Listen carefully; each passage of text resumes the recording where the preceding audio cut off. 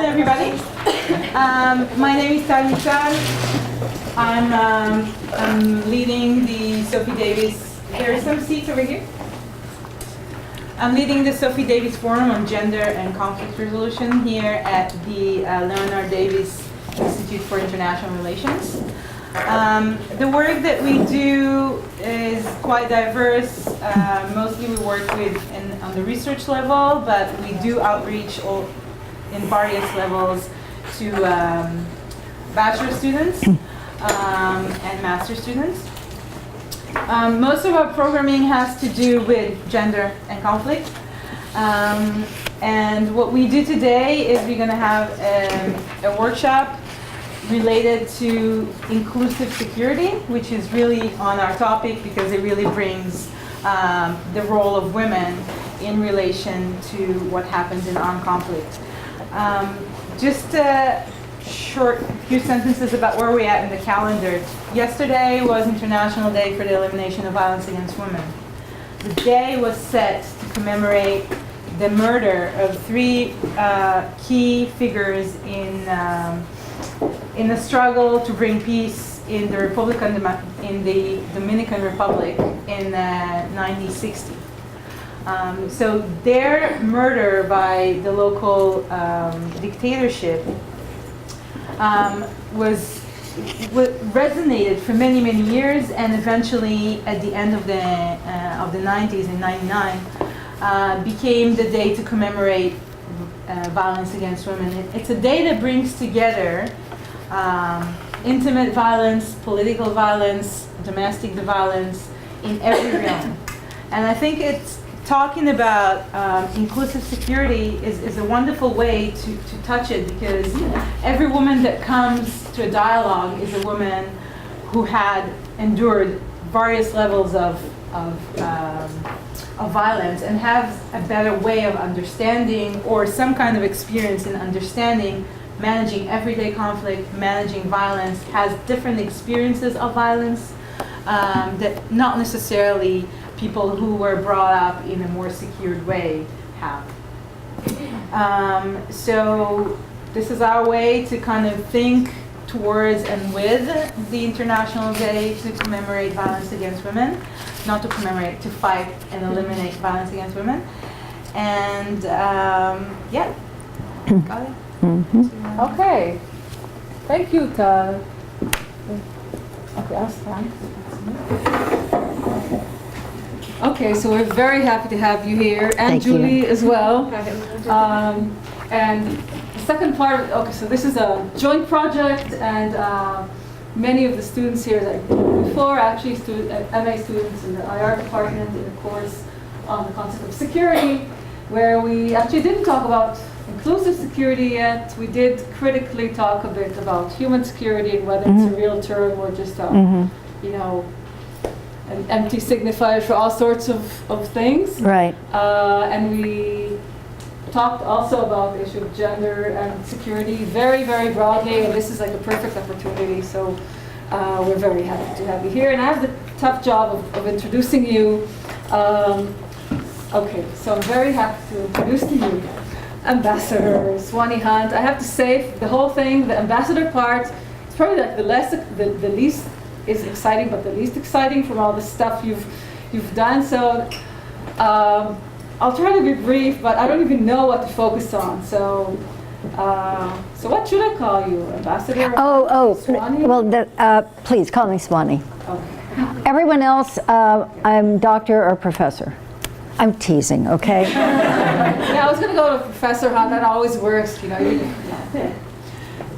So Swanee is an Eleanor Roosevelt Lecturer in Public Policy. She's the founder, I think that's an interesting part, of the Women in Public Policy program, and a senior fellow at the Center for Public Leadership, and a senior advisor at the Carr Center for Human Rights. All of this is happening at the Harvard Kennedy School of Government, which we know is, you know, if you want to influence important people, or people who are going to be important one day, that's the place to be and to do it, I think. Correct me if I'm wrong. She's lectured everywhere around the world. She's a civic leader. She's a philanthropist. It sounds like someone should be making a movie about you for just everything here. I mean, I have no vested interest. I'm just really excited. And Swanee founded and chairs an institute, a Washington-based institute for inclusive security. And then I assume you would inform us more about what inclusive security is. And the goal of this institute is really bold, like everything I think that you're doing. Thank you. To transform decision-making about war and peace. Among the other things she's done for the IR people, we should be excited that she was the US ambassador in Austria between 1993 and 1997, but it seems from the CV that this is a platform to do the other stuff that you're actually more interested in. So during that time, she hosted negotiations that focused on stabilizing the neighboring Balkan states. Remember Balkan Wars? And during that time, she built her very extensive network with various American NGOs and to become a specialist in the role of women in post-communist Europe. She has been fighting for over 2 decades, sex trafficking, and there's like a lot of information about that, and I'll just send you the whole thing. In addition, she's also writing, also for the people in important magazines like the New York Times or Foreign Affairs or the Boston Globe, and she's authored 3 books about the role of Bosnian women in the peace process in Bosnia, and her memoir, Half-Life of a Zealot. A Zealot is you? A zealot. Yes, right. I am the zealot. Okay. Very controversial title. Yeah, yes. And about the Rwandan women rising. There's just so much stuff here. I assume we could do 10 lectures and still not be done. Beyond that, there's all personal stuff. I know you can talk about that if you want. The only intriguing thing, which, as I said, that I had to ask, was about how she raises a bison. You said a buffalo. Well, yeah, bison. So That's right. That was like the first time we read this very, very impressive, bio of all the interesting things you've done. And I called Tal and I said, "Do you know she has a bison?" So that's the one intriguing thing. I need to get an answer about the bison. So with all this, sort of mixed up, I apologize. Introduction. You're hilarious. It's yours. The floor's yours. Okay. Wow, that's hilarious. Hey, is my mic on? Am I supposed to do anything? I didn't do anything. No. Is the mic on? It's fine. It is? Okay, thanks. Oh, I've looked forward to this. Thank you, thank you, thank you. Galia and Tal, we've been in touch for a while, arranging this, and I'm really glad. Oh, would you do me a favor? Would you mind sitting up here or over here? There's a place. No, there's enough space here. Good. There's something about being on the second row that doesn't feel right. This? Yeah, that's okay. Where does it go? Or passing it People down? will pass it. Okay. Some people miss All right, sure.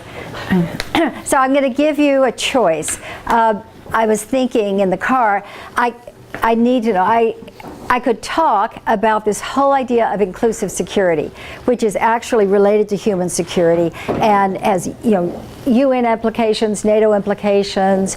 There's 70 national action plans, strategies in various countries, etc. So I could, and it's really, really interesting. Okay, the other thing I can talk about is Rwanda in particular as a model for what happens when you have enough women, like 64% in the parliament, and then what happens in the country and how they got to that point of having so many women. It's a really, really interesting story, and I don't think there's another one in the world like this, but it's inspiring to us. Then the third thing I could talk about, I'm going to ask what you all want, is the elections, and that would include in particular the election 2 years ago, our presidential election, and how that relates to this topic. and then also the midterm elections, which means the presidential is every 4 years, and so in between you have another election that's just for the Congress, the Parliament. So, well, and also the lower level positions. So, so in terms of, somebody say, how should I have about, is it an hour and 15 minutes? We're done at 2. So. At 2.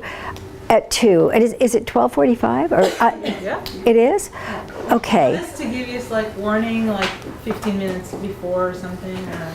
Well, I got a watch at the airport in Istanbul, and as you'll see, it has little dinosaurs on it, right? Because when I go home, I'm giving it to my grandson. So, and I paid $39 for it, so I'm very happy. Yeah, 39. Yeah, and it keeps time. Okay, so yeah, I have until 2. So I have an hour and 15 minutes. So those are the 3 topics, and the inclusive security, you can get into more of the mainstream security kind of questions. Second was Rwanda, seeing it on the ground, what happens when you have that many women involved. And then the third is this U.S. perspective that I'm very involved in politics. So give me a sense. Just talk to me about how you want to divide that up. What? Rwanda. Okay, really? Okay, so really? Okay, so you're Rwanda heavy, is that right? Yeah. Okay, and then in terms of the other 2, how would you, what's the second choice? Elections. The elections. Anyone want to vote for the inclusive security as an idea? It will be in the Rwandan case, right? Yeah, it will be. Okay, then I'll move pretty quickly through the inclusive security part. So shock and awe, we're bombing the hell out of Baghdad. So that is being run by Washington. And so after that is over, I go and talk to the general and who's at the Pentagon. The head of where our Defense Department is, and I say, he's very kind. Oh, Madam Ambassador, good of you to come. So I spend an hour talking with him. This is the moment, General. This is the moment you've got to bring in the women, because they're less threatening and they work across the aisles and they know where the guns are of the disaffected, meaning the angry 16-year-olds. They know which 16-year-olds have the guns under the mattress. Mothers know that stuff. And so got to get the women in right now in leadership positions. Don't wait. Don't wait. This is not about, oh, let's be fair to the women. This isn't about gender equality. This is about your mission, your objective. General, now. Madam Ambassador, I really appreciate your coming. You've taken so much time, and I really do appreciate it. And I hear you, and I want to assure you that as soon as we get the place secure, we'll be able to turn to women's rights. I thought, what the hell? I mean, what is he talking about? And like, I was talking about security. He was, because I was talking about women, all he could hear was women's rights, and he was thinking women as victims. And it is so hard when you start talking about women and first thing you say is they have had such a hard time and they've been victimized, but they should be leaders, blah, blah, blah. People don't get to but they should be leaders. They're stuck in, because their hearts, right? Those poor women. And that's what happens with violence against women too, that you've got to start with that we are taking charge of a social problem. That's how it has to start. And this is why the role of these women is so important. We often forget it, but these women were leaders, like they were the Che Guevara of the Dominican Republic. These are strong figures, not weak victims. And most of them, a lot of them, have been victimized. A lot of them have been, the leaders in the world have been in solitary confinement. They've been beaten until they were nearly dead. They have been raped. All of that is true, but that's not what qualifies them to be elected the president of their country. It's that they are strong leaders, and they sure have a lot of experience that we would say they know whereof they speak. In other words, they know the experience from having lived it. So make that shift in your minds about whether or not inclusive security means you're taking care of women who are in need. That's not what it's about. It's about having the women at the table, maybe leading the conversation about all kinds of things, all kinds of ways to create security, to prevent a war, to stop it, to rebuild afterwards. And that is so interesting, because you know that the best predictor of war is if a country has already been in war, at war. In 1999, we brought women to Harvard, 100 of them, from 10 different conflict areas. Some were a mess, and others really had, we say, had their act together. They had pulled it together. They were in good shape. And we wanted the countries who had emerged from conflict, who are in really good shape, to be able to teach the women who were from the ones that were in utter chaos. And you know who our examples were of the ones who had really solved the problems? Israel, Palestine. 1999. So keep in mind that the most fragile places are the ones that have already gone through it once. So what happens at that point is, if you look at the cabinet members and the military leadership after a war, it's almost exclusively men. Now, I don't know the Israeli experience, but I'm telling you worldwide. And the men, very often, in many countries, they're the Minister of Commerce, they're the Minister of Interior, they're the Minister of Finance, and this in our country means money, right? They are so much more corrupt as a group than the women are. And they are there in these positions. Forgive me, guys, we say present company accepted. In other words, you wouldn't be here listening to me if you weren't already enlightened men, all right? So they go into these positions in the United States, but I hear this, I've worked in 60 countries, okay, and I ask the same questions, right? And I ask the men, how did you know, why did you decide to run for president? And a man will say to me, I love my country. I love my country. I've known since I was a boy that I had leadership abilities, and I want to be a leader in my country because I can do so much, for this country. You will almost never hear a woman say that. A woman will say something like, my sister has a child who has childhood diabetes. And our budget in this country is so tilted toward the military, which it is, that we need to be caring more for issues like research for diabetes. And they will say these very concrete things. And that's what motivates them. It's the cause. It's not their own personal ambitions. It's really interesting, because I can't fault a man for saying, I love my country and I'm a leader and I want to, I can't fault that, but I will tell you it's quite different. There was a woman who's a senator. As you know, we have 100 senators. And my husband once called them the board of directors of the world, which is a really interesting thought. So her name is Patty Murray, and she went to see the governor of her state because she wanted to talk about getting more money for children who have developmental difficulties, which is that they have low IQ, they're having all kinds of problems. And she said, we need to have, in our schools, we need to have better education for them. She waits, the governor doesn't have time. She says, it's okay, I'll wait for an appointment. But the governor is really busy, but that's all right. At some point it's the end of his day, and I'll just be here waiting, and I want to say 5 minutes to him.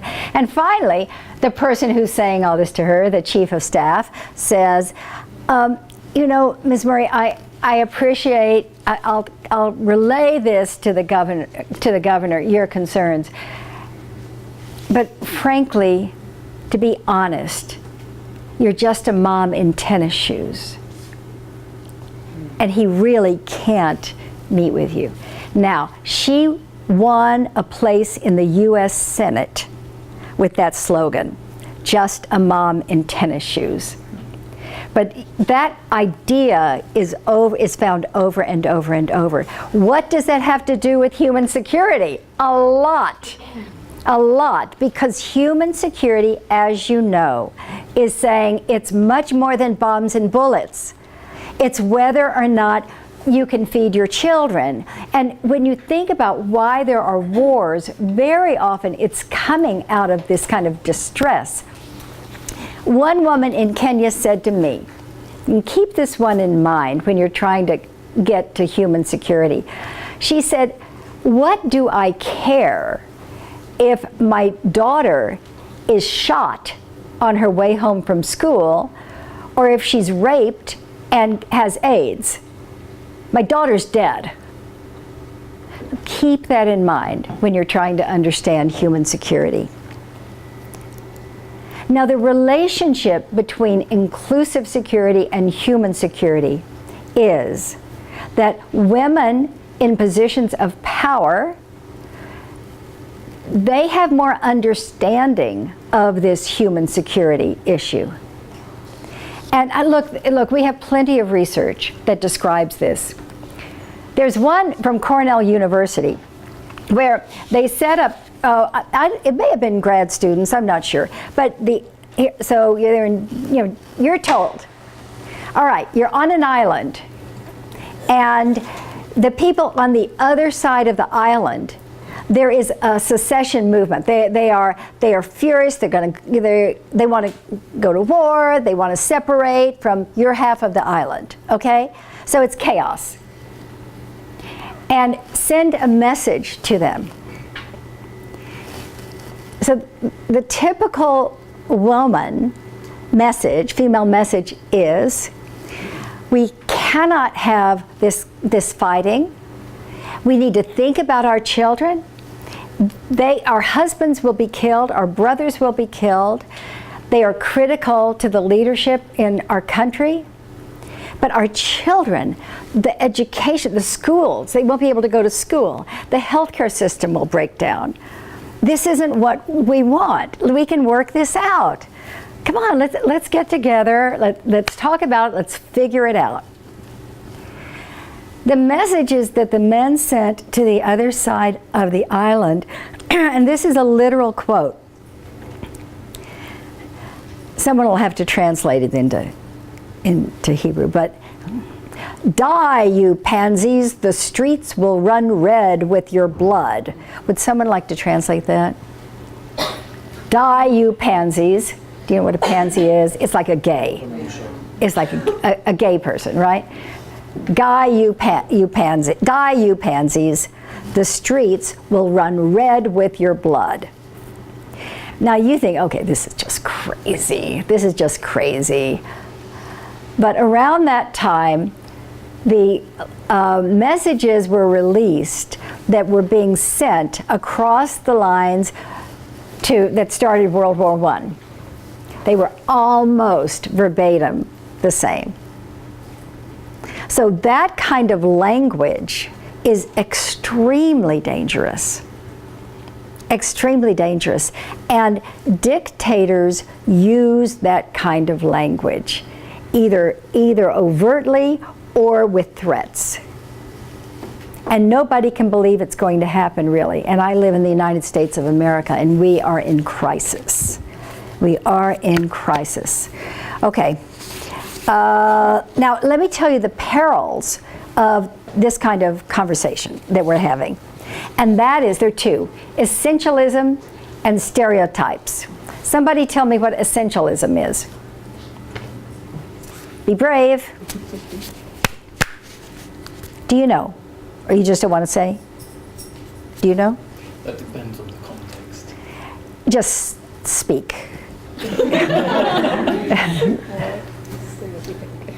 Attributing. You could do this.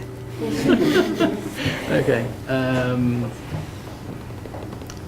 Attributing to groups or people certain behaviors or patterns of thought. Now, you are into stereotypes. And that's a great definition of stereotypes. That's where you make, does everyone know what a stereotype is? Okay, that one's easier, where you say, okay, this person's in this group, and therefore, I know what he's going to wear, I know what he's thinking, I know, who he is, etc. Right? Yes. Okay. And essentialism, who has studied gender? Come on, raise your hand. Really? I studied gender. I failed. Essentialism says that because I am a woman, because I have certain genitalia, therefore I am thinking so-and-so, and so are you because you're a woman, and you are essentially the same as me in our most basic ways. And the problem with, and you are too, okay? And it's not because you're Jewish, and it's not because you're Christian, it's because you're a woman. And so that's like 51% of the population is that group. And it's your essence as a woman. Now, those are very dangerous, and they are also, the stereotypes are necessary. We would not be able to function without stereotypes. You would not be able to come into this classroom without a sense of, if these other people are in the classroom, they are interested in this subject. They are thinking, they're smart, and those are all stereotypes, right? They're probably right, these stereotypes. But your brain cannot function without having those kinds of assumptions. The danger is when you say, because you're in this room, you must be thinking such and such. And you don't give room for people to be outside the box. That's when it's dangerous. Okay, now I'm going to break every rule I just said because I am going to be, I'm going to show you something that's very stereotypical, but it's so good. And my niece sent it to me yesterday, so it's just so good. I have to show you. Okay? Make sure you get the volume really loud. That is not what I'm showing you. Can you kill the lights or turn off the lights?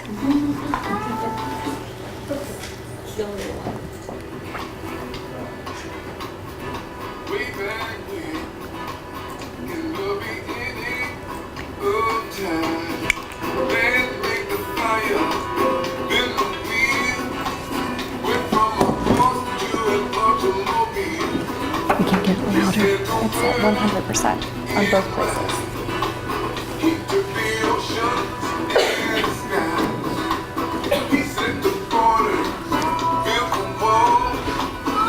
We can't get the volume louder. It's okay. Get me here.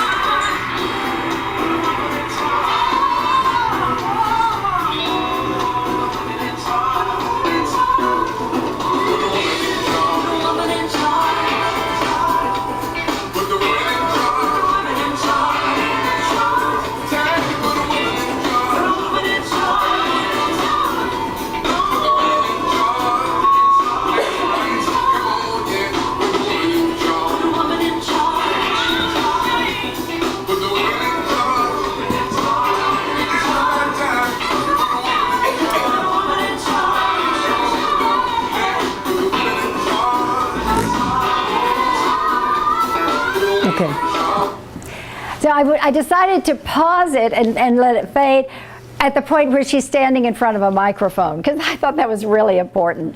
But so somebody say something, like rescue me from my essentialism and my stereotypes. Just remember a quote from Margaret Thatcher. What'd you say? Just remember a quote from Margaret Thatcher. What did Maggie Thatcher say? Said, if you want some word, ask a man. If you want some act, ask a woman. Just the journalist said, what about your mother, Winston Churchill?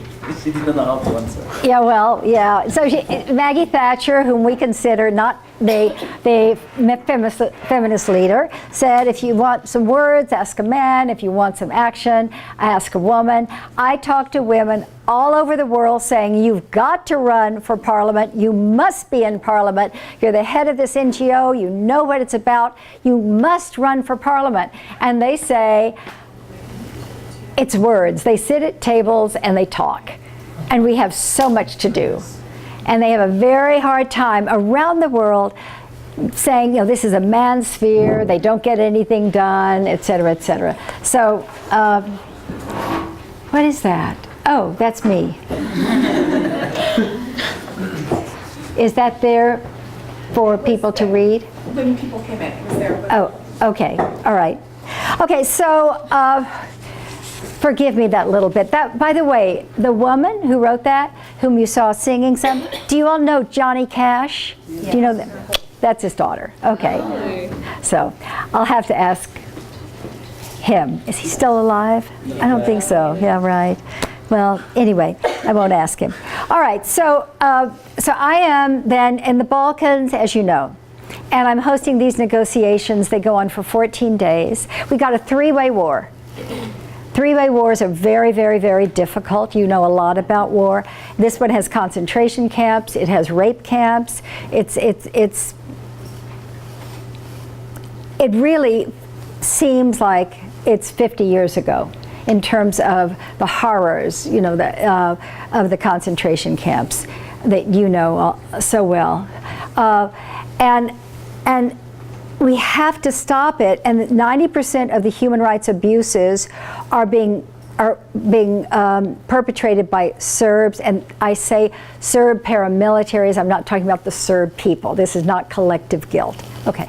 But those are the ones we have to stop. Meanwhile, the genocide is against the Muslims, and the Christians, Catholics, are in fact fighting with the Muslims. It's the Orthodox Christians, the Serbs, who are in this scene the bad guys. All right. So we've got to get the Christians and the Muslims together. That's what these negotiations are. Because if you can get them together, they can then face off much better against the Serbs, the Orthodox. So we get together, and 2 rounds of negotiations. It's tough. I have this big fancy office. There are maps all over my desk, on my sofa, on the floor. What are the different ways we could divide this country up? And who gets the port, and who gets this and that, and maybe we bring it, blah, blah, blah, blah, blah, blah, blah, blah. And we need a new constitution. And one man, I went to see him, he was across the hall from my office. He was just so bleary-eyed. You could tell he'd been in the war zones for so many years. It was a 3.5-year war, and no one knew when it would stop. That's the hell of war, is you don't know when it's going to stop. So you can't say, like if you're in prison for 2 years, you know the date, right? When it's war, you don't know. Okay, so he's sitting there, his eyes are just sort of, he's got black all around them, his skin is yellow, and he says to me, I said, what can I do for you? He said, could you find us a constitution? The Swiss have one, I think, a good one. I called the Swiss embassy. I said, hey, do you have a copy of your constitution? Because this man needs a constitution. I mean, it's that kind of really amazing moments that you remember forever. And in fact, they have a Swiss-style constitution. At the end of these negotiations, which are very, very tough, there is a signing of the peace agreement at the White House. So I'm in this audience of all the people who are involved, and there are a lot, and in come President Tudjman from Croatia, President Izetbegovic, Muslim, and President Clinton. And I look around and I think, holy Toledo, which means holy shit, holy Toledo, how did this happen? There are no women. And okay, so the holy Toledo part is that I didn't see it. I had spent decades working on elevating women. I did not notice. In 14 days, I didn't notice there was not one woman involved. This is my failure story. I think we learn so much from our failures. Never be afraid of your failures. The agreement they came up with, which stopped the war eventually, had no women involved, has been a disaster.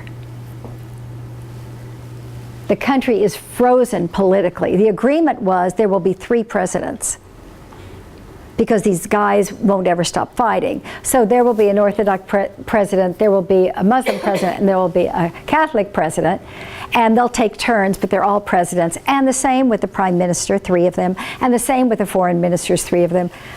It's nuts. It's crazy. And the women whom I interviewed for my book, 26 women for 7 years, and the book is called This Was Not Our War, because that's a quote from one of them. They said, we never would have agreed with that idea. I mean, it was crazy. Half of the country was called the Republic of the Serbs. This is the new Bosnia.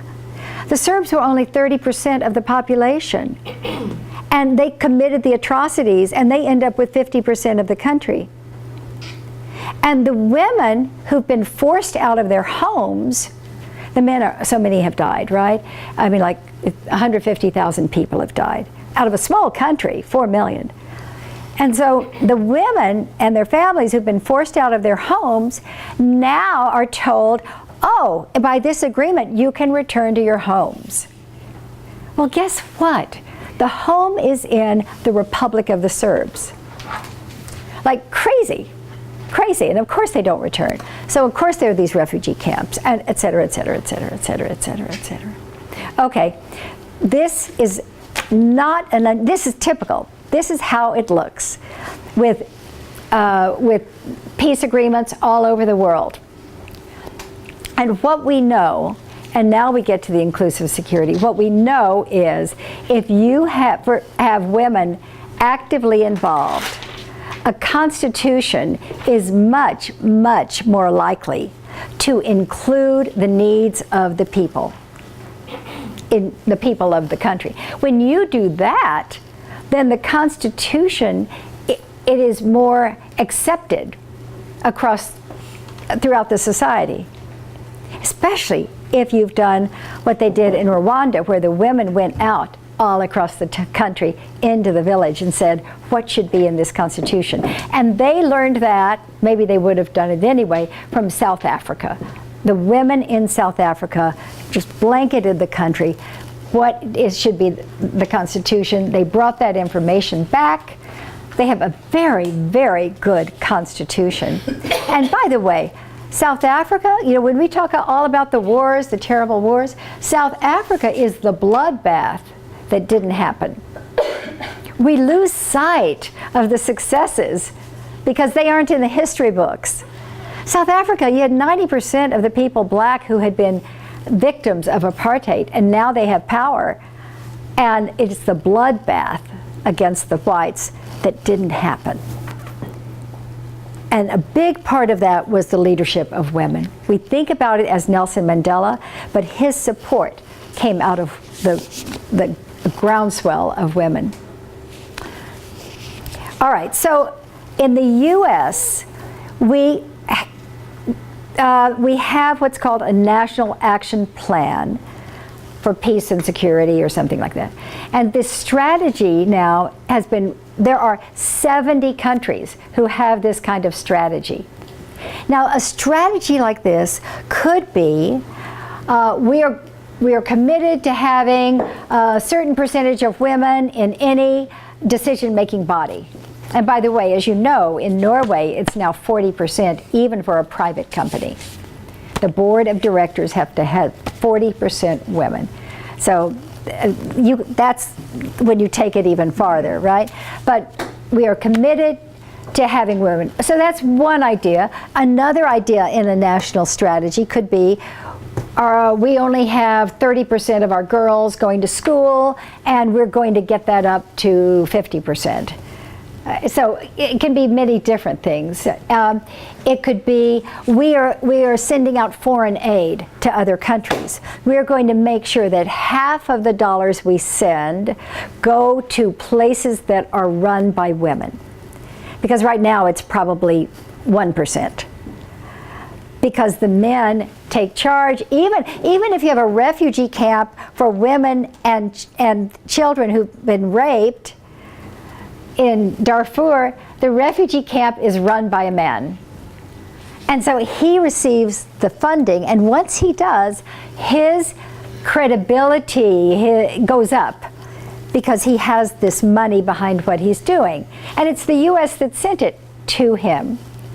And then eventually he runs for the parliament and he's elected, etc. So there's this chain that happens because we were not smart enough to say, wait a minute, where are the women who could be stronger leaders in this community? So that's what I mean by a national action plan. It could be that we are going to have no fewer than 30% of our armed forces women and in leadership. So you get it. It was Hillary Clinton as Secretary of State and Bill Gates, Republican, as Secretary of Defense. See, sometimes, well, you all do that kind of thing, right? You have other parties who are in the government. Very unusual in the US with a two-party system. Okay, so here's the language. The opening of the US Peace and Security Act, and there was a presidential executive order. Okay, so this bill, it's a bill in Congress now, this bill expresses the sense of Congress that the United States should be a global leader in promoting the participation of women in conflict prevention, management and resolution, and post-conflict relief and recovery efforts. And the reason I read that to you is those are great words, aren't they? Oh, I love those words. They're words. They were just words. I mean, you all, words are, we say words are cheap, but they're not, actually. I started to say that. Because if you don't have the words on paper, it's very, very hard to get the change then. So the UN passed a resolution, 1325. Some of you know that. And that passed in 2000. And it said all that kind of stuff. Women must be leaders, okay, in conflict. So then they passed another one in, I'm going to make it up, 2004. And then they passed another one in 2006. And then, do you get it? That's what happens at the United Nations. The reason they have like 6 resolutions about women must be leaders in conflict areas is because they never do it.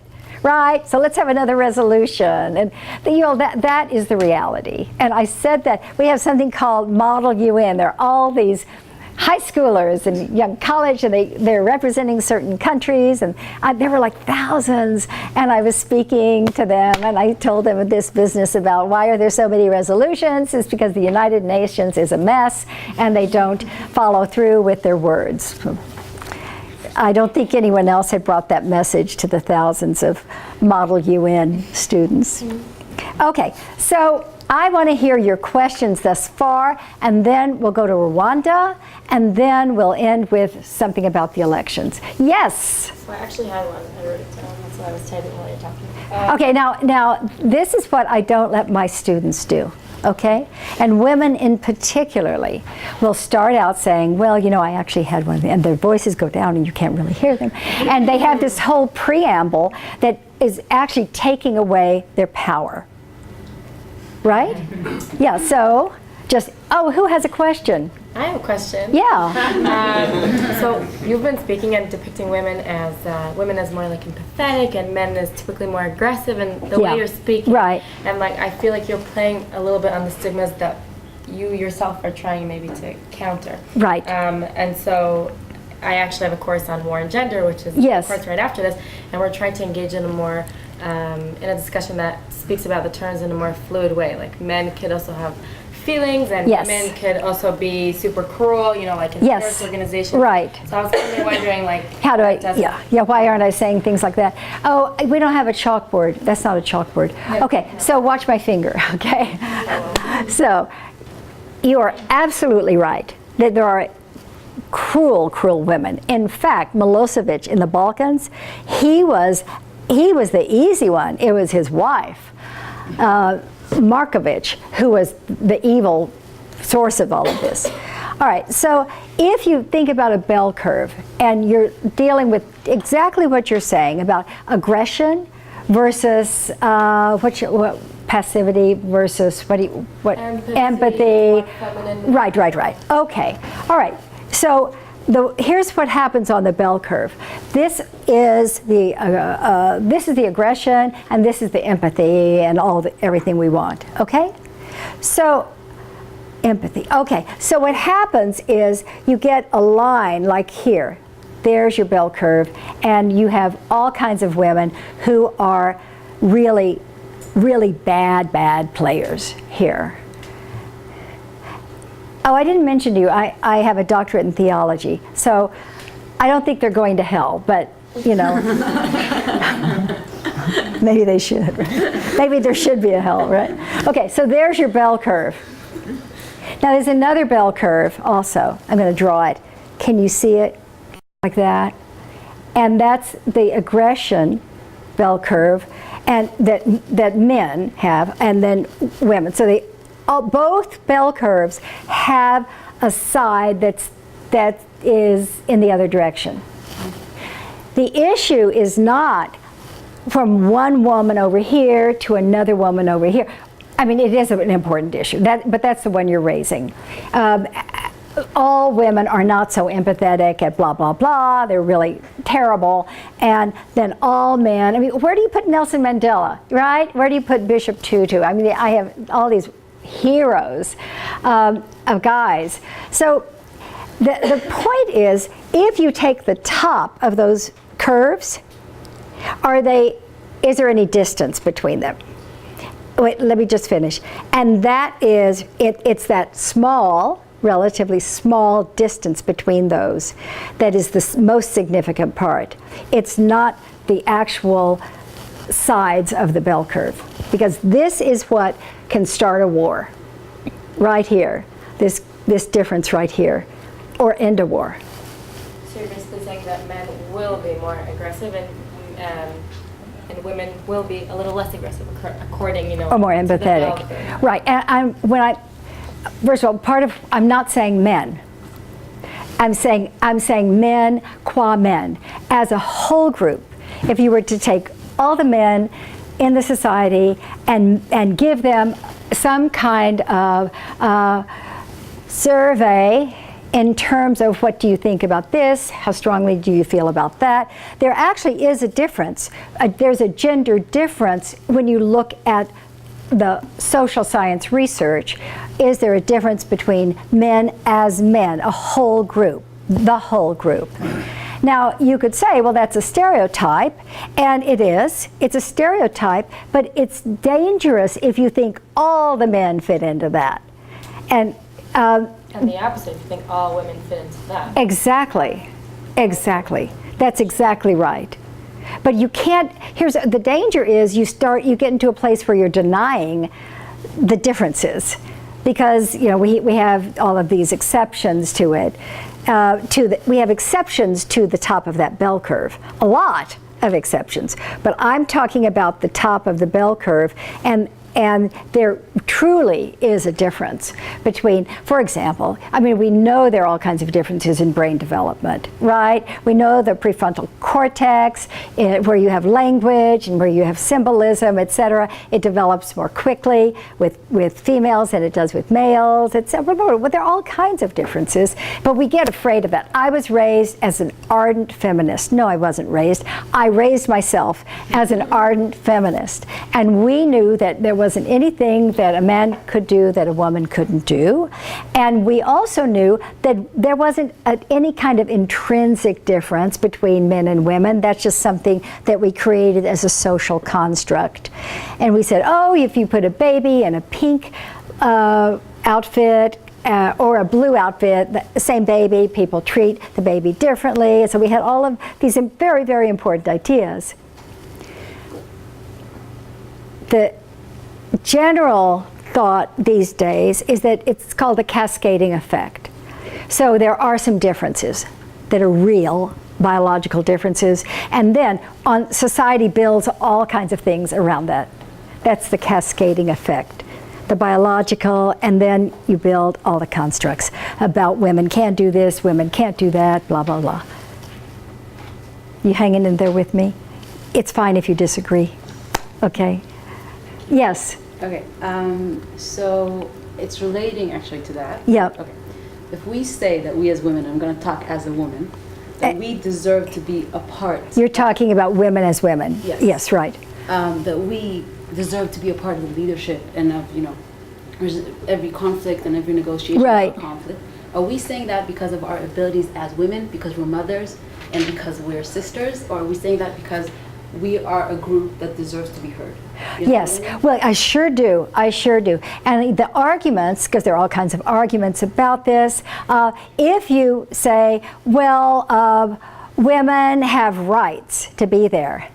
Look, if the people in charge believe that women have rights, then we'd have women there. I mean, this is not a new idea. So it doesn't get you far at all.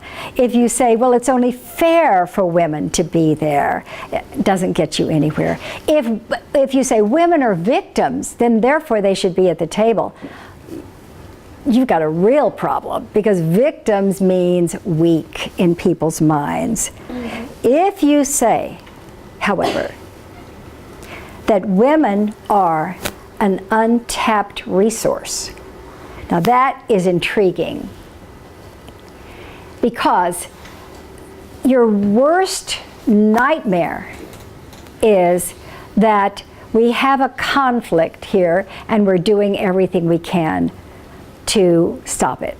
That is your nightmare. That is your recipe for despair. If you say, we have a conflict here, a long-standing conflict, and we're not doing everything we could to address it, there's your hope.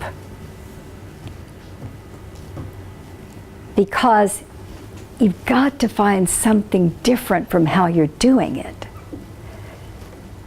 And of course we talk about the Israeli-Palestinian conflict all the time, but it's not about your place. Everybody says, well, our situation is unique. Well, yeah, of course. I mean, isn't every place unique? Seriously. Seriously. You know, all kinds of conflicts among peoples in a country. So, I mean, you're unique, but you're not that special, I'm sorry. So, the great news is, who you were asking, is that women are the untapped resource. And you can say, well, in addition to that, we have a right to be there. But as I said, that won't get you very far. But I do think that because we're women, there's stuff that's, because there is the Me Too movement, for example, there is something about being a woman that, the experience is different, and it's not just an untapped source, it's more, I don't know if I'm getting through what I mean. It's like there's something that can be hurt more because women can be, if the rape is used in rape concentration. Right. You know what I mean? So, yes, sure. Yeah. So I'm talking about how you change the system, because I agree with everything you said 1,000%. And we're going to show a couple of videos so to get to your point, which is my point too. I'm just saying, what do you lead with? What do you lead with to get women to the Will table. make people listen, basically? What'd you say? What will make people listen? Yeah. Right. Which is why we named this work. At first, it was called Women Waging Peace, which I thought was very cool, because we talk about we talk about waging war, just generally, waging war, and so this is women waging peace. And then I realized if I go to Washington and I'm talking about, we have created an organization called Women, all of a sudden one eye glazes over, waging peace, another eye glazes over. But if I use the word security, aha, I've got their attention. And if I use the word inclusive, they have no idea what that means. So hopefully it piques their interest. You're with me? Okay, so I do want to, in fact, show you a few videos. Now the videos are like 2 minutes. And so what I'd like to do is show you a video and then hear a couple of thoughts. And I don't have time to show you very many. So, and because I want to get to Rwanda, let me have the list. Do you have it?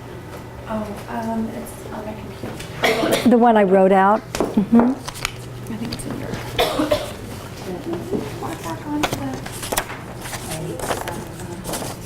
I have a password here, but will you have it there?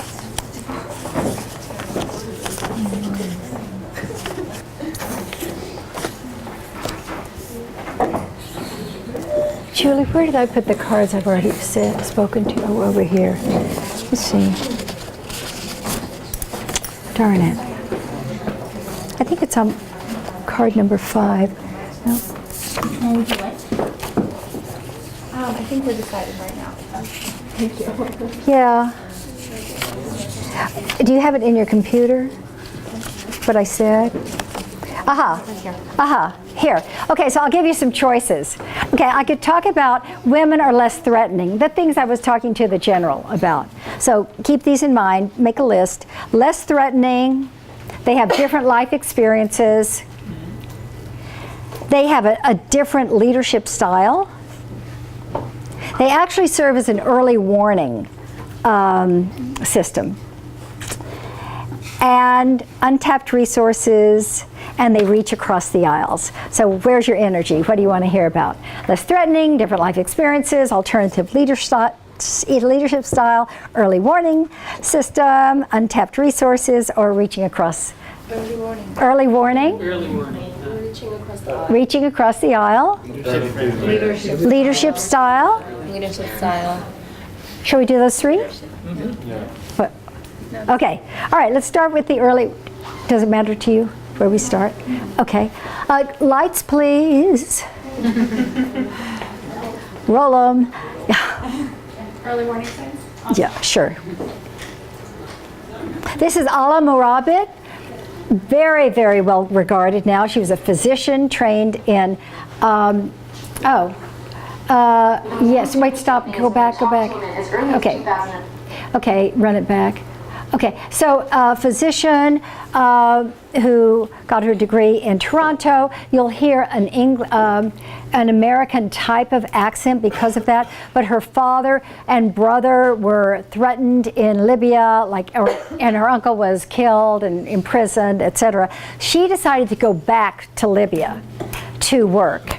And this is on Fareed Zakaria. Do you all know do you see Fareed Zakaria? Okay, so let's see what it says. She founded the Voice of Libyan Women, by the way, working with women who were victims of sexual violence. And there's a global advisory board that the UN has set up about all of this, and the UN World Health Organization, high-level commissioner, etc. Okay, so you get the drift. She's really in the system, high level. The most interesting thing is when you talk to women as early as 2011, 2012, women in Libya were saying, we're having more difficulty driving alone. I'm having difficulty sending my daughter to school. They want to segregate the classes. They want women to dress in a specific way. So women were recognizing these signs before the rest of the population even was, before there were weapons, with these particular groups. And so what we found was, by talking about that narrative by saying, listen, this is not religion, this is a manipulation of faith. And the reason you could say this is not religion is that you notice that the gangs who were pushing this stuff were not particularly religious. Not at all, but they definitely benefited from it. And I compare it, I always compare it to my medical career. When you're in a hospital and you're telling a family very bad news, you notice immediately people pray. Even a non-praying person finds God in the time of severe need.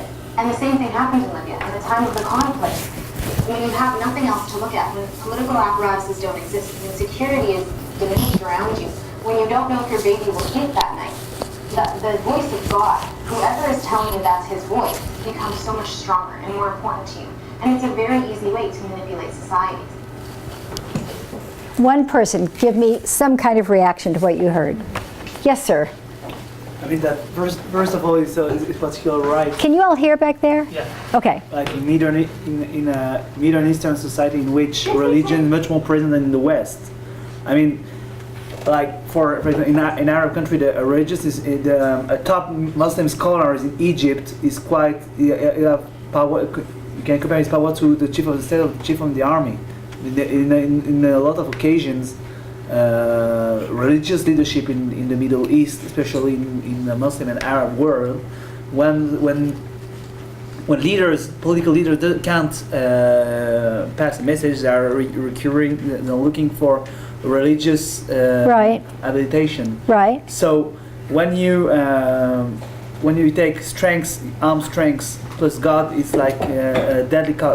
Yeah. One of the ways I describe the Orthodox Serbs in the war is that battle cries became prayers.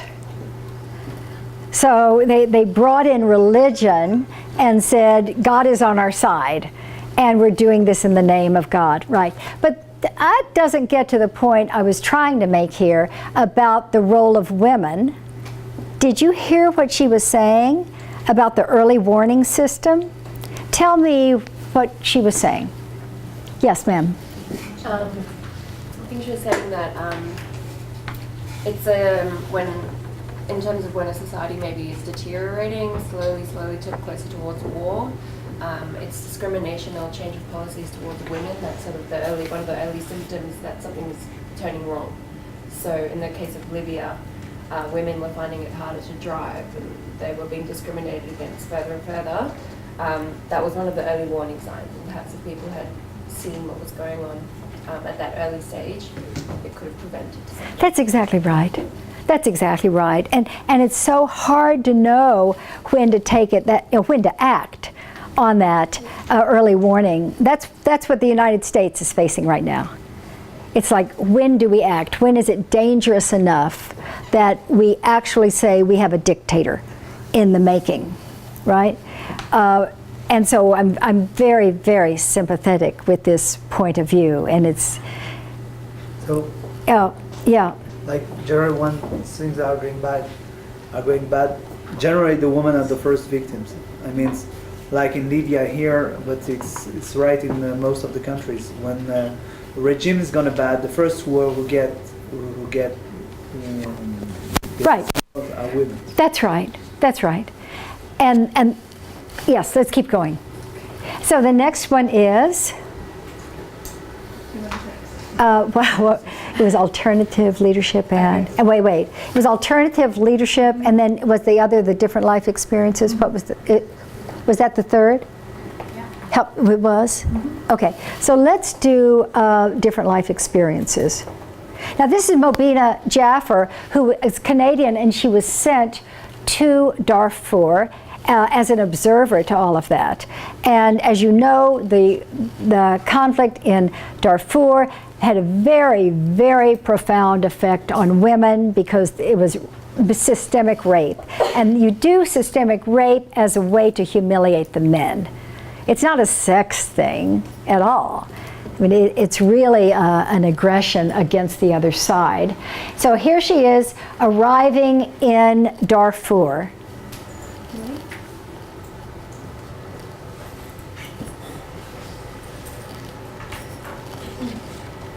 In the Southern Sudan peace process, I came in late.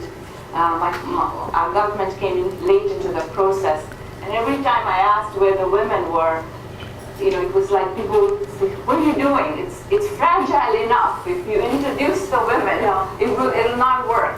And you know, I heard this all the time. It just really frustrated me. But you know, Canada's a small country, so we don't wield that big a stick. But when it came to the Darfur peace process, I had learned some skills, and I was in the process right at the beginning. And I was listening to my colleagues bring the rebels from different areas in Europe. They had a UN plane pick them up. So I said to the mediator, who was very open to this idea, I said, you're picking up all these rebels all over Europe and bringing them to Abuja. Why can't you do the same? So, and he agreed, and he picked up the women from the camp.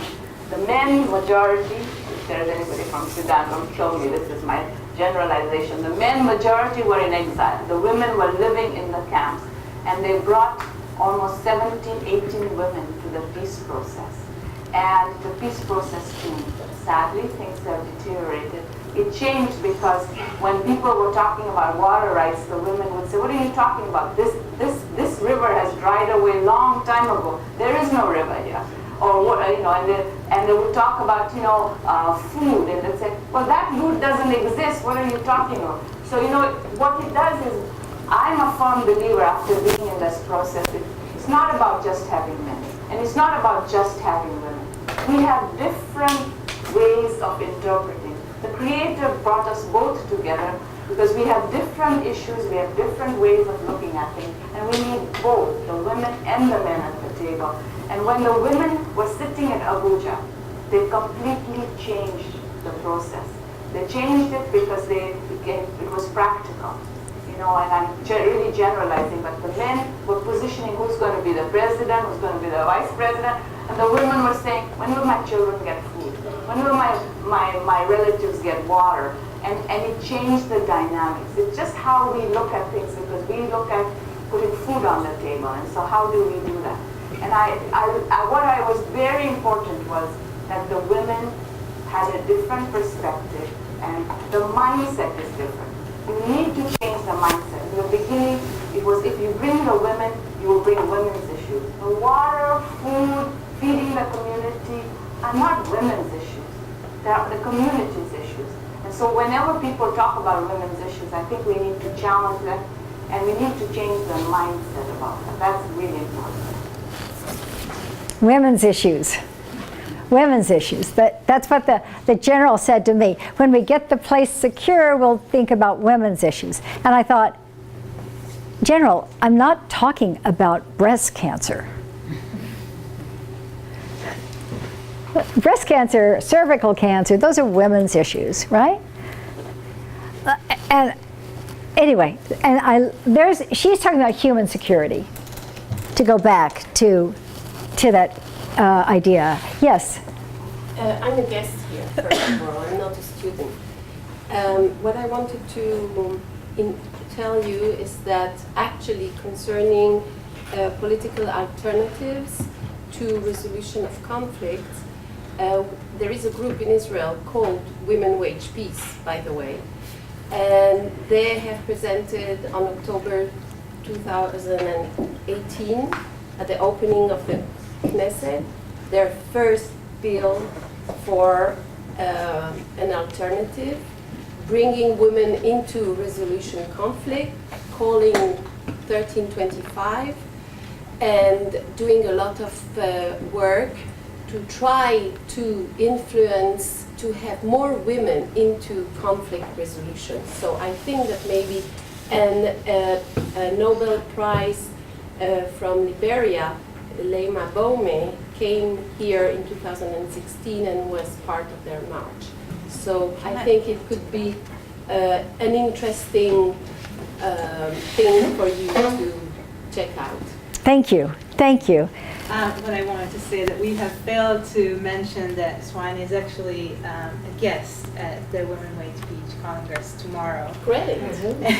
Yes. Collaborate with them. For the youth. It's at the University of Tel Aviv. Yes. Yeah. Yeah, Right. so she's well aware of the Oh, yeah. But it made me feel so good because I founded Women Waging Peace. And so, I mean, that was wonderful. I'm so glad you, and I want to talk to you after. Sure. Okay, great. Yeah, okay, you all. What happened in Liberia, you mentioned, 14-year war.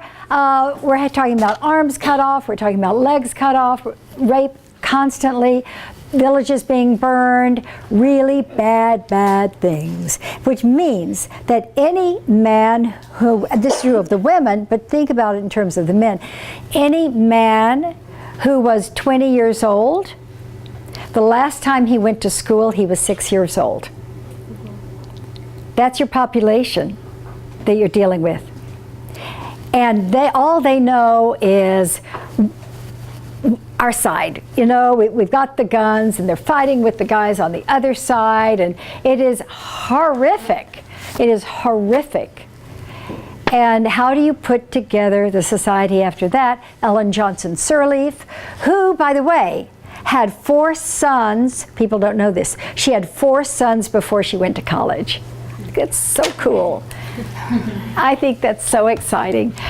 Anyway, she stayed at my house once, and she's the president. She stayed at my house, and afterwards I said, Ellen, I went into the guest room. I could have, we say, dropped a quarter on your sheets and it would have bounced. How did you learn to make a bed like that? It's incredible. She said, I used to be a hotel maid.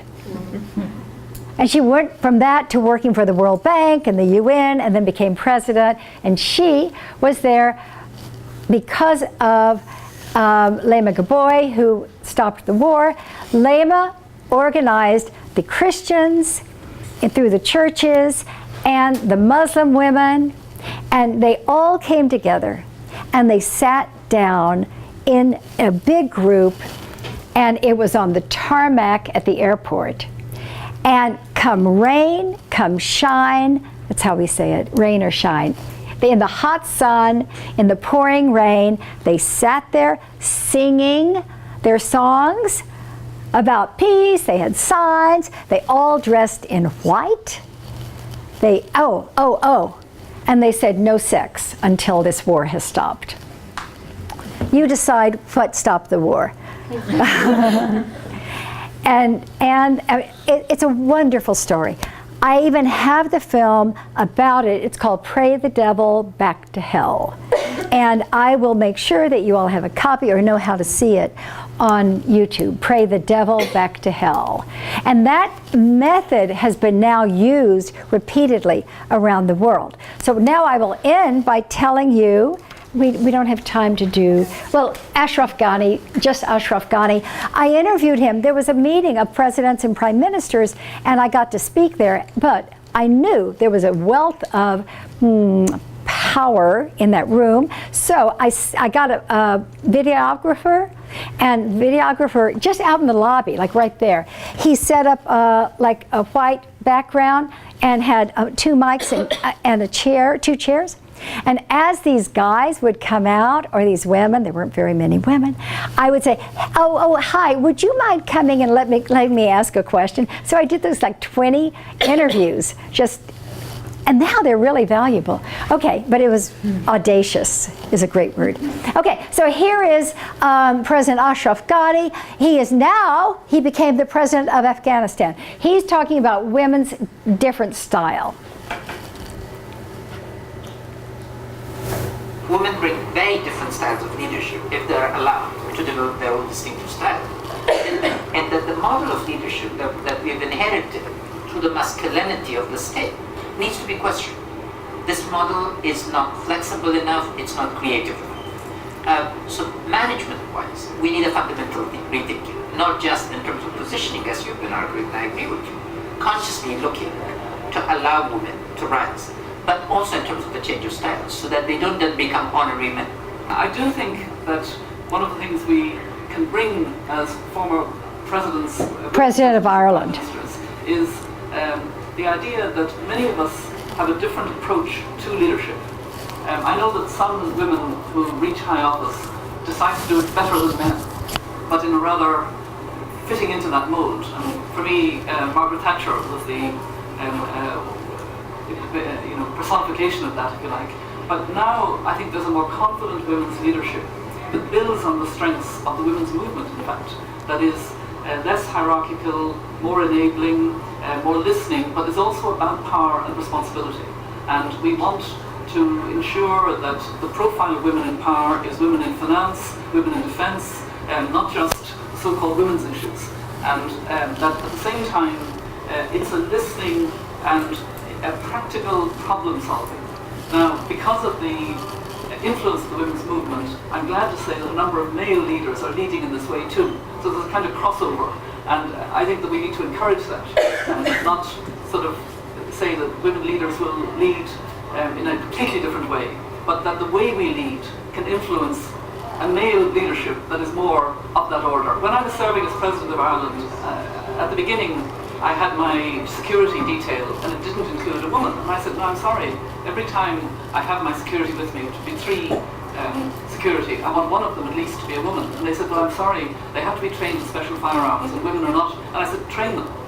So take the steps that are necessary to ensure that women are able to fill the positions and use your power to do so, especially if you're a woman in power. And I think we still have a long way to go in ensuring that we think more about creating that critical mass so that women are filling positions and they don't have to be extra good at them. They just have to be good enough, like the men, to fill those positions. Okay, I mentioned the Balkan story where I didn't realize there were no women there, and then I'm going to Rwanda. So whose job was it to make sure that women were there? No one's. So I could have just moved into that void. I could have bluffed. Do you know bluffed? How do you say that in Hebrew? Okay, all right. Same thing. Yeah, I could have said, we will not, I'm the host, we will not have delegations that don't include at least 30% women. And people would have said, well, what authority do you have? And I said, because I'm the host. And there's a 50% chance that I could have prevailed. But I'll tell you, I didn't have a chance if I didn't try. Right? So in your careers, you are going to over and over and over be in situations where it is so male dominated. So pretend like you have the power. Just act on it. Pretend. A lot happens when you pretend. Okay? Keep that in mind. Bluff. Bluff all the time. Okay.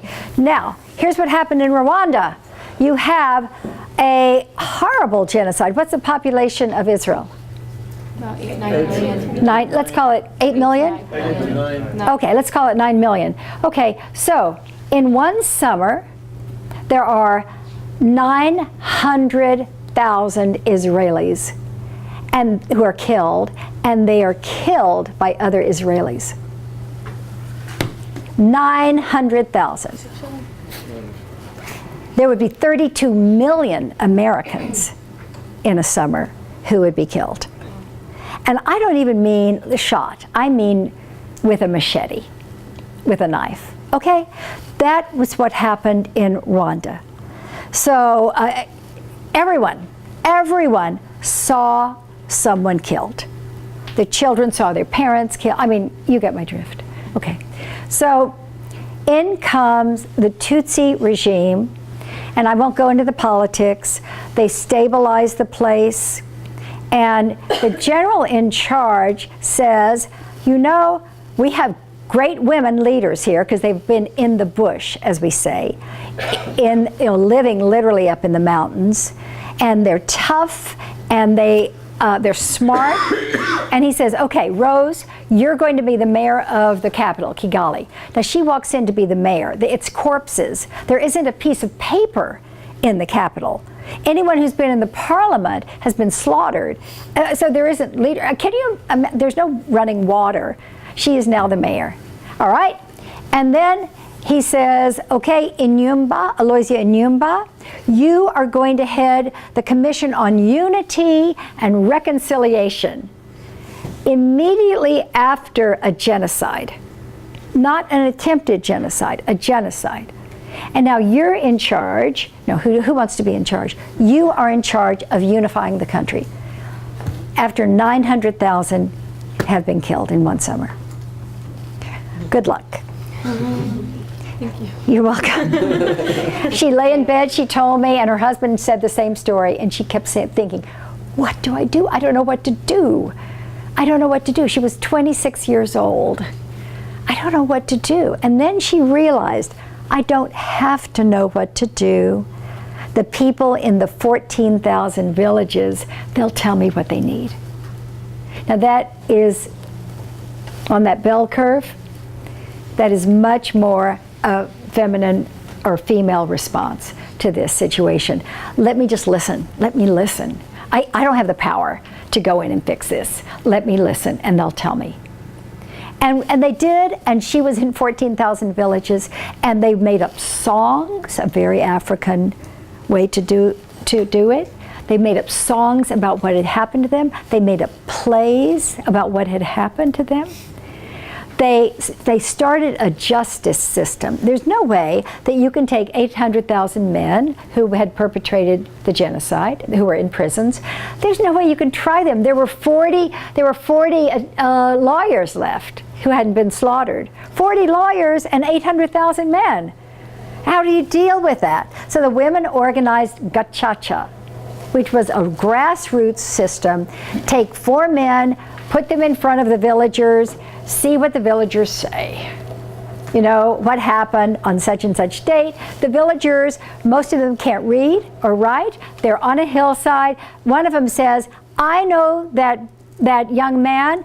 He was with me on the day that the houses were all burned and the cows were slaughtered. He was with me. And somebody else says, no, he wasn't. No, he wasn't. I saw him running away in the hills. Someone else says he would never do that. And somebody else says, you know what? I knew his mother when she was pregnant with him. I have known him all his life. I know when he's lying, and he's lying. And a lot of men were acquitted, meaning they were found innocent. So this wasn't just a, quote, kangaroo court, where, in other words, not a real trial. But it was the only way to get those 800,000 men out. Eventually, when it was so successful, if you will, there were 2 million people who were tried in that way. The women then created camps so that the men who had fled into Congo, they would go and they would be in these camps for maybe a month, maybe 3 months, to get them stabilized in terms of here's what's happened in the country. The country has moved beyond the hatred, and I'm not saying it was perfect, okay? But the country has moved on. So the women in the villages said, wait a minute, we've got to help these guys reintegrate. Guys don't have any other place to go to. Like, it's not like you can go into someone else's land. Rwanda is the most densely populated country in Europe, in Africa. So the women go, and one woman in particular was there, and she saw the boy, the young man who slaughtered her son. And she said to him, you know, your family is gone, and you don't have a home to go back to, and I don't have a son, so you're my son now. And she brings him into her family, and he said, I can't live in the house. He said, I'm going to live behind the house in a shed. I can't do it in my friend's home, because they were friends, the boys.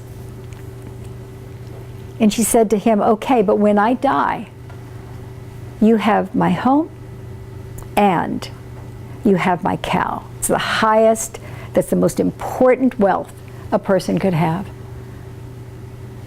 So, because you're my son. That story, I'm telling you, is repeated over and over and over and over, over and over and over around the country, of women reunifying the country. They were made, they got on the Constitutional Commission, 3 of them out of 12. And because they were there was a law passed that said 30% of any government body, at least 30% had to be women. I'm going to tell you 3 more sentences because you all have to go.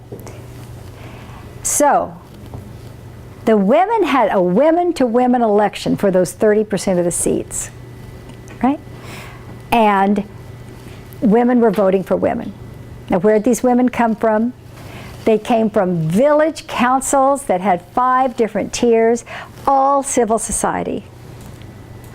The top tier at first filled those 30% of the seats, and you had 30% women in the parliament.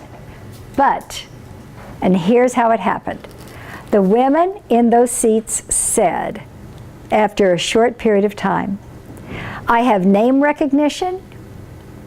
I know what's happening all across the country because of my position. I'm going to run against the men. And I'm going to give up the seat that I have to my sisters. And what they meant was the next level down on that pyramid of the village councils. That is how the women now hold about 60% of the seats in the parliament. They have half the cabinet, half the Supreme Court, and very important positions in the cabinet. The American ambassador said the story is not the 60%, the story is the positions they hold in the cabinet. So look up Rwanda, get my book, which is called Rwanda, I mean, you don't have to get my book, but anyway, Rwandan Women Rising. You could probably get it for $1.75 from Amazon, you know, at this point. And it describes, there are 70 voices in here describing what happened and how women passed in the parliament, got a law passed so that women could inherit property. And what that meant was they now had collateral to borrow, to start a business because they had now half the property. And it meant, back to the very beginning, it meant that they had the wherewithal to leave a husband who was beating them up. It's all part of a big whole, right? Back to the domestic violence. And I obviously could go on for 350 pages, and I won't. But I'm so glad you can approach this from so many different ways. And the fact that you were talking about violence against women is an excellent door into this whole conversation of inclusive security. I have learned from you all, both your words, your questions, but also your eyes. And thank you very, very much for having me.